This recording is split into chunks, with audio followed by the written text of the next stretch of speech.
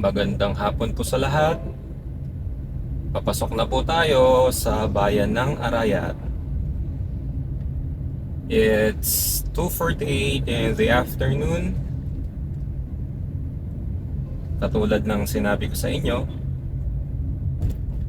isasama ko kayo sa biyahe ko pa uwi sa aming bayan. Dito po ako ipinanganak at lumaki.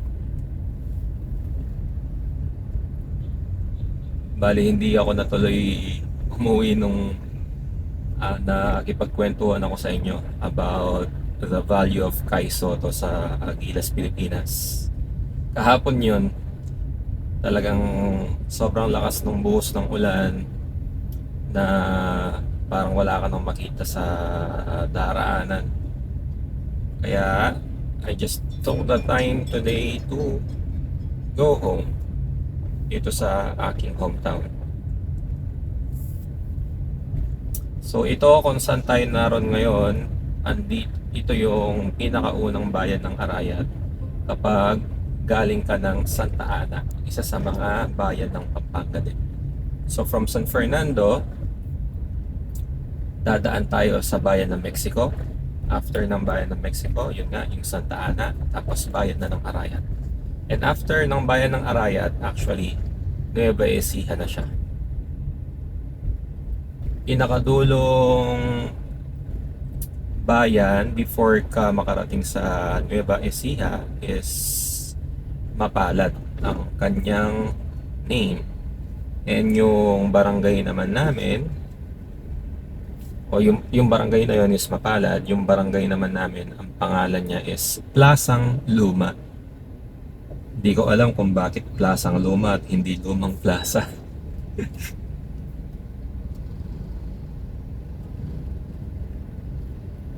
Dito tayo ngayon sa isang challenging na daan dito sa San Nicolas.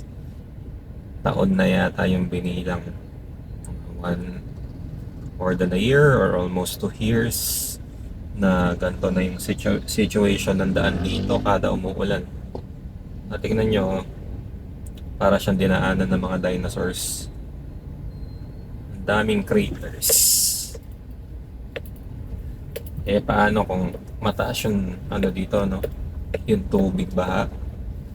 And hindi mo malalaman kung malalim ba yung daraanan mo or hindi. Katulad ngayon, nang huhula tayo. Ay nako, sana wala na lang malalim na hukay. Siyempre susundan natin yung truck. Yung mga dinaanan niya na hindi siya masyadong umuga. Ibig sabihin na walang masyadong hukay. So after ng bayan ng San Nicolas, Mesulo naman ang susunod. Yung sulo sa Kapampangan is ilaw. So yung parang meron, Mesulo. So may ilaw, pwede ring nasilaw. Ito for sure name update after Saint Nicholas, kaya San Nicolas yung pangalan. So after ng Mesulo, Mangga Kakutod naman yung pangalan ng susunod na barangay. Tapos sa amin na. Pero before ako umuwi sa matandang bahay kung saan nakatira yung nanay at tatay ko, ipapakita ko sa inyo yung paanan ng bundok ng Arayat kung saan naroroon yung isang resort. Ano yan? Fresh water coming from the mountain yung gamit sa mga pool. Nakikita nyo na ba yung bundok? Ayan siya. Medyo natatakpan ng mga puno saka poste. Actually nung kabataan ko, nung wala pang masyadong bahay na or wala pa kaming masyadong mga kapitbahay, paglabas mo sa amin, kahit nasa bakuran ka lang, tanaw na tanaw mo yan, yung bundok na yan. So Mount Arayat, tawag namin dyan is Apong Suko. And sa mga Tagalog naman, Maria Sinukuan.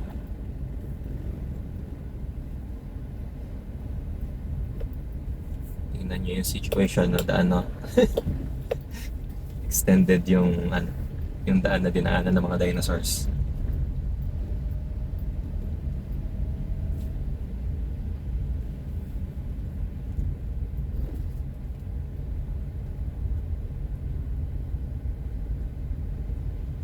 Bali itong sa Nicolas, kung yung mga eskwelahan yung pag-uusapan, part siya ng Arayat East. Yung kung saan naman ako nag-aral, Anderson Elementary School, tsaka yung Arayat Central Elementary School, part naman siya ng Arayat West.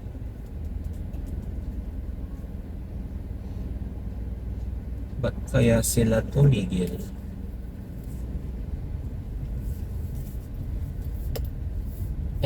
Nakagitna sila sa daan.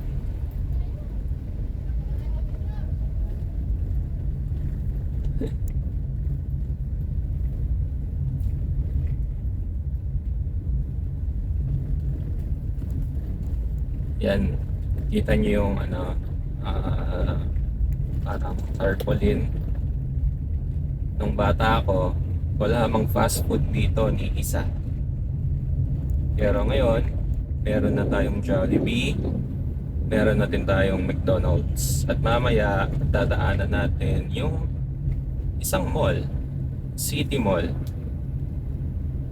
So unlike nung kabataan namin, wala pang masyadong establishments. Nakakakain lang kami ng Jollibee noon kapag pupunta kami ng San Fernando kasama yung panganay naming kapatid, and itetreat niya kami sa sinihan. Pero ngayon, katulad na sinabi ko, meron na tayong iba't ibang sikat na kainan dito, mga fast food chains. Alam ko meron na din ditong Greenwich sa City Mall, meron ding Mang Inasal, meron din Chowking. Sinasabi ko lang po yung mga to, hindi ko po sila pinopromote, para lang maikumpara natin yung then and now. Ayan yung bundok ko, kita nyo po. And as far as I know, the mountain is inactive. Pero sabi ng lola ko, yung nanay ng tatay ko, since siya lang yung dinatnang kong buhay, ano daw yan, tubig daw yung laman niya. Kaya yun, dun sa Barangay San Juan Banyo, meron ng resort doon, and napakaganda. Tsaka ako na lang kayo ipapasyal dun sa loob ng resort kapag mas meron tayong time, or mas may mahaba tayong time.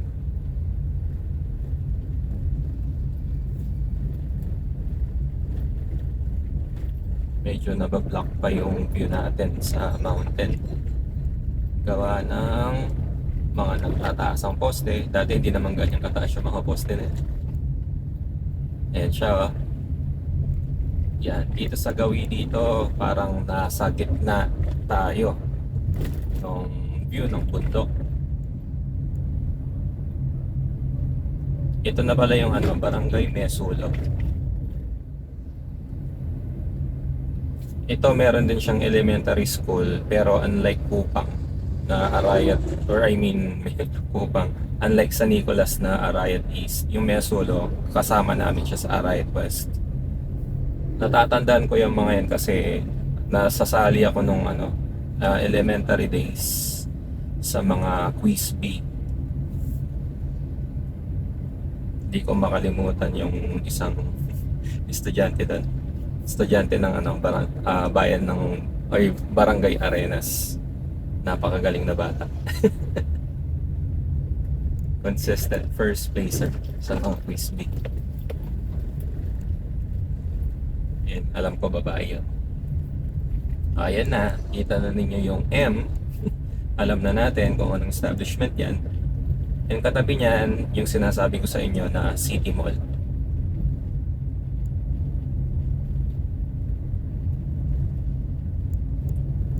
Yan, yung kulay pula niyan. Yan, City Mall yan. Ayun, kita naman. City Mall.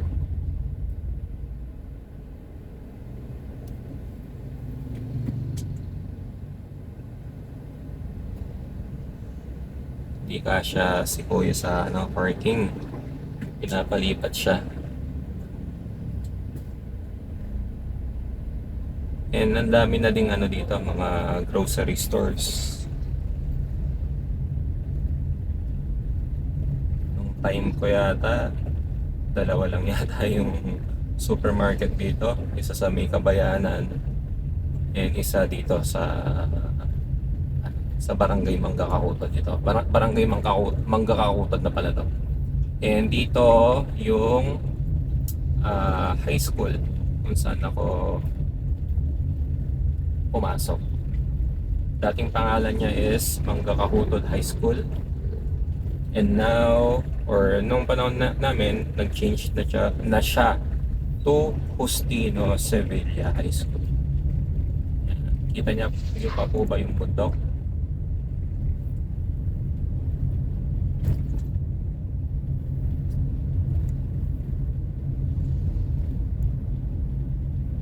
Dami na kasing yung mga establishments, kaya medyo mabablock na talaga siya.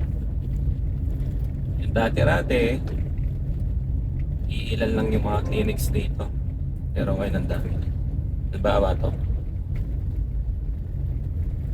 clinic yun. Meron din kami district hospital, dadaanan natin siya mamaya. And ayan ang kapilya ng Iglesia ni Cristo. Diyan ako sumasamba nung kabataan ko. So alam na ninyo kung ano ang aking religion.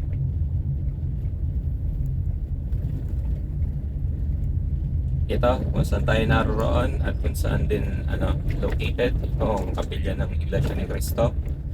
Ito na yung barangay namin, Barangay Plasang Luma.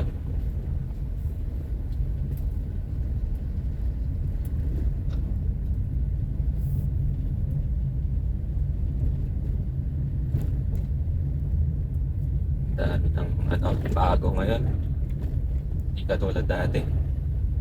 Masyado ng maraming tricycle. Marami ng tricycle dati, mas dumami pa.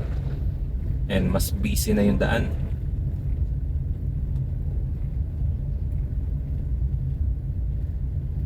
Alam ko yung mga ibang truck na hindi nag-expressway, yung mga papuntang Manila, dito sila niraroute. May daan kasi sa Nueva Ecija papuntang Bulacan. Bawal na yata sila dun sa MacArthur Road sa may San Fernando, yung papuntang Apadit sa San Simon.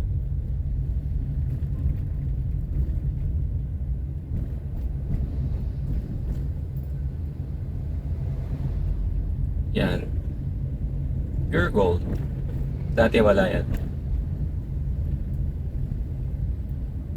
Yan, yung kulay green na mahaba na yan, Pure Gold yan.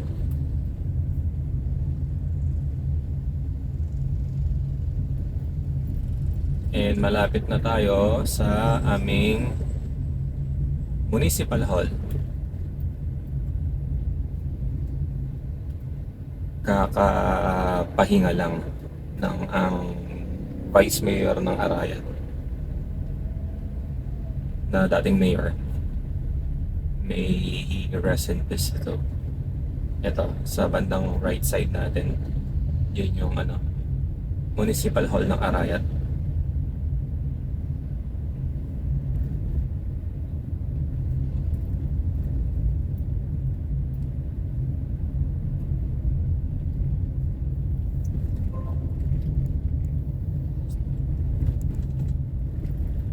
Tumutunog-tunog yung notifications ng aking laptop. Katulad na sinabi ko kahapon, kahit nagbibiyahe ako, may niraran kasi akong automation sa aking work PC. Kaya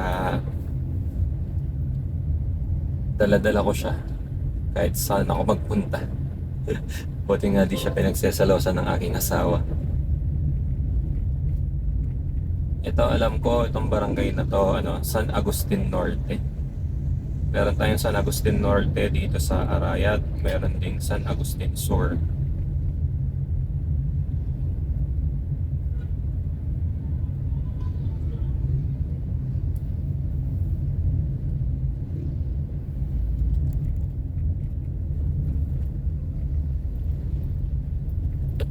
Hindi pa rin pala umaayos yung sitwasyon ng daan dito. Marami pa rin mga bako. Dami na nating dinaan ng gasolinahan, no?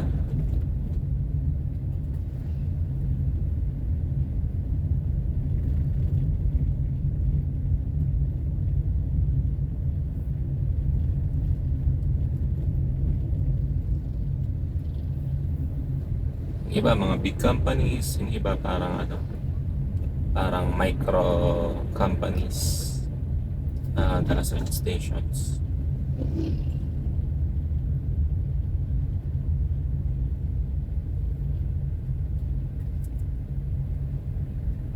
Kung didiretsuhin natin to, ito yung papuntang Nueva Ecija.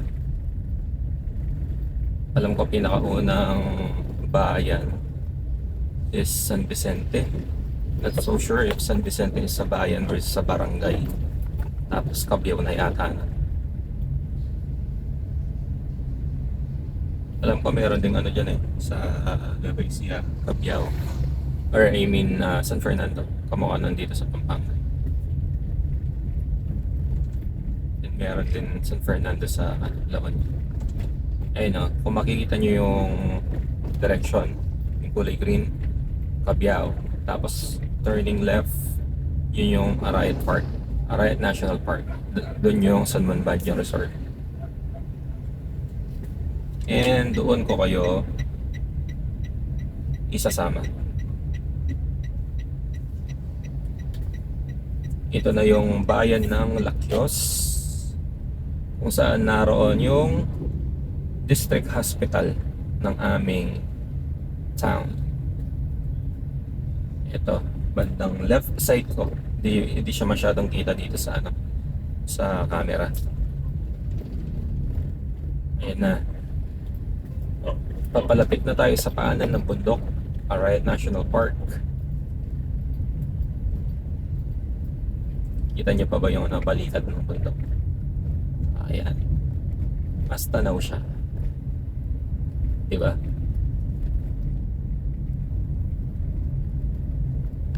So, Lakyos, after na Lakyos, na yan? Barangay na ng San Juan Baguio. Hindi ko lang sure kung may basaan din dito kapag fiesta. Katulad nung San Juan sa papuntang south. Saan makikita yung Green Hills.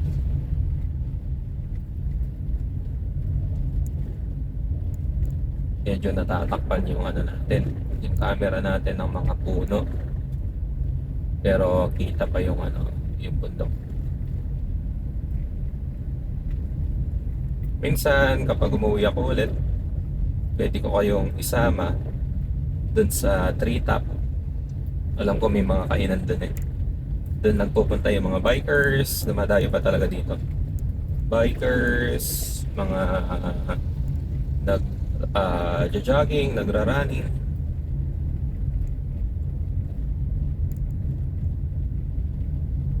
Actually ako hindi ko na alam kung anong year level ko nun sa high school. Naakyat ko na yan, yung bundok ng Arayat. May mga classmates kasi ako na taga dito. And hindi ka pwede umakyat dyan kung wala kang tour. Alam ko ngayon, kailangan mo na rin kumuha ng permit before ka pwede umakyat dyan. And only Arayateños know why. Kung sa mga nanonood, tapos may kakilala kayong taga-Arayat, itanong na lang ninyo sa kanila kung bakit ganun yung restrictions ngayon. Ayan, yung bundok. Mas papalapit na tayo.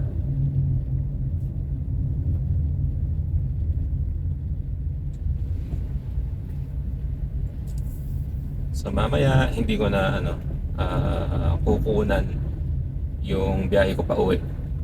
Gusto ko lang i-flex sa inyo yung isa sa mga attraction dito sa aming bayan.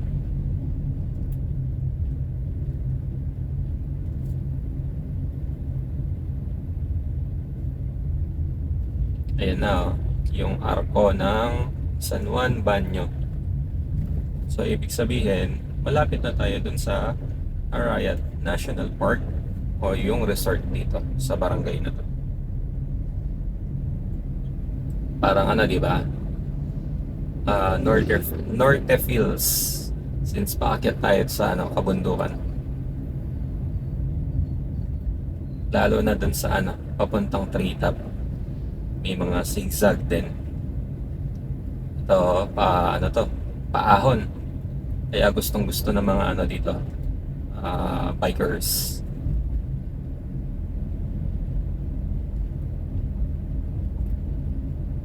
Last time na nagpunta ako sa Arayat National Park, kasama yung team ko kung saan ako nagtatrabaho ngayon, ng supervisor ako. Isa sa mga agents ko, asawa ko na ngayon. Siguro yan, year 2014 probably, if not 2014, 2015. So ito na yung end of our trip. Bubuelto na ako dito para bumiyahe pa uwi. Wait lang.